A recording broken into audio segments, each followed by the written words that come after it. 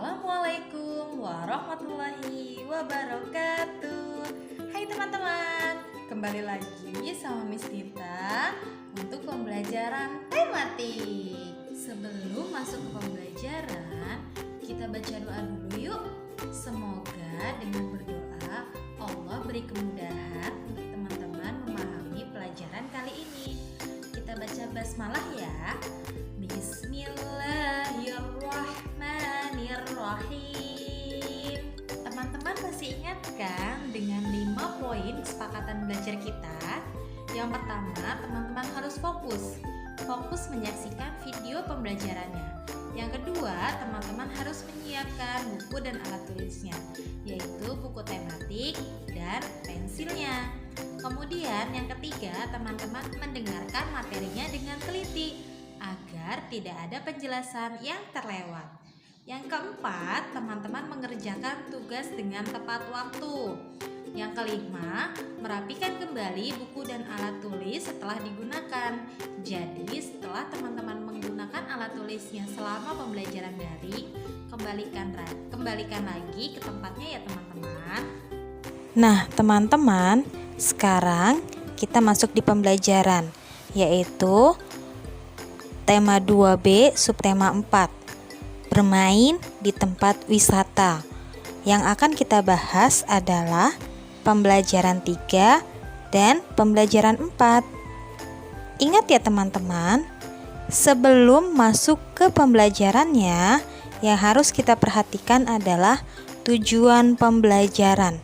Kita harus mengetahui tujuan pembelajarannya agar kita tahu materi apa yang sedang dibahas dan apa yang perlu kita pahami. Kita cek tujuan pembelajarannya yuk teman-teman. Di pembelajaran kita kali ini ada 2 tujuan pembelajaran teman-teman. Yang pertama, teman-teman dapat menyebutkan ciri-ciri wujud benda. Ini benda yang ada di sekitar ya teman-teman. Kemudian yang kedua, teman-teman dapat menyelesaikan soal hitung campuran.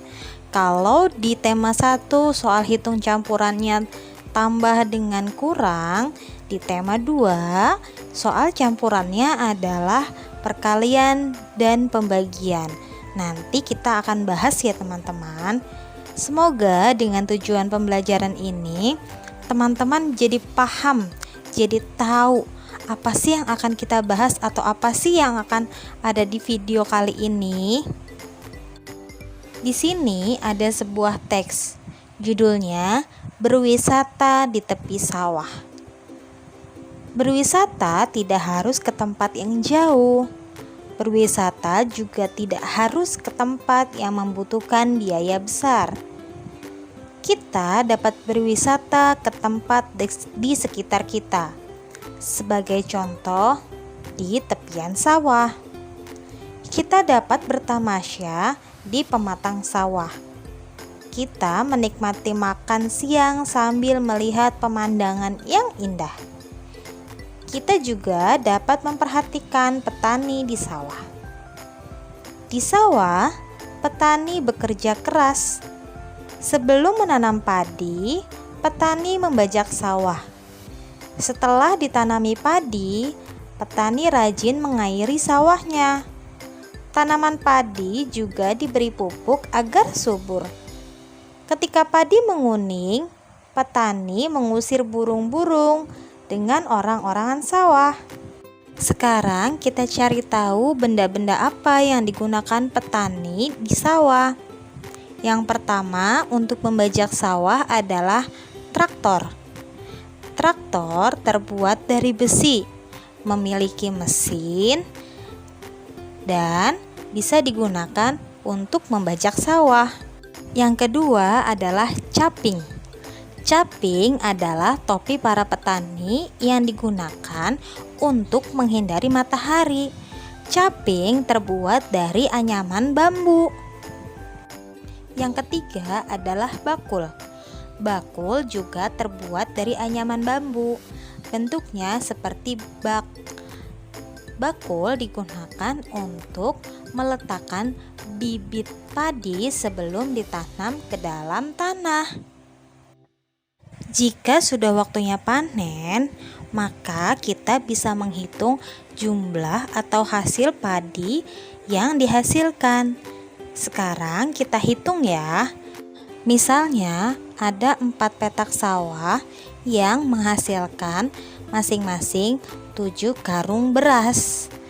Kemudian hasilnya dibagikan kepada 14 para petani. Maka masing-masing petani mendapatkan berapa karung beras, teman-teman? Yuk kita hitung bersama-sama. Ini yang dimaksud dengan operasi hitung campuran. Kali ini yang kita bahas adalah perkalian dan pembagian ya teman-teman. Yang kita kerjakan yang di depan dulu teman-teman. 4 dikali 7 sama dengan 28. Berarti 14-nya tetap teman-teman. Setelah kita ketahui hasilnya, baru kita bagi.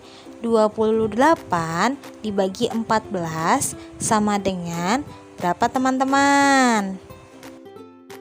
Nah, 28 dibagi 14 sama dengan 2. Maka 4 dikali 7 dibagi 14 hasilnya adalah 2. Sekarang Miss Tita punya contoh lagi. Miss Tita punya contoh soal 40 dibagi 8 dikali 9 sama dengan, ingat ya teman-teman, yang kita kerjakan yang di depan terlebih dahulu. Berarti 40 dibagi 8. 40 dibagi 8 berapa ya teman-teman? Ya, 5. 40 dibagi 8 adalah 5. Kita tulis di bawahnya, 40 dibagi 8 hasilnya 5. Kemudian angka 9-nya kita turunkan beserta tanda kalinya. Menghasilkan 5 dikali 9 sama dengan 5 dikali 9 berapa teman-teman? Ya, benar, 45. 5 dikali 9 sama dengan 45. Maka kita dapatkan hasil 40 dibagi 8 dikali 9 sama dengan 45. Terima kasih teman-teman sudah berhitung bersama-sama.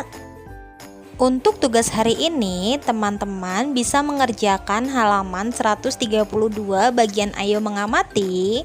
Kemudian halaman 141 bagian Ayo Berlatih yang B-nya saja ya teman-teman.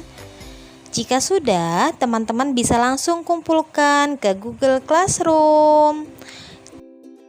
Terima kasih yang sudah menyaksikan video pembelajaran kali ini. Semoga dengan video pembelajaran ini teman-teman lebih memahami materi yang teman-teman pelajari.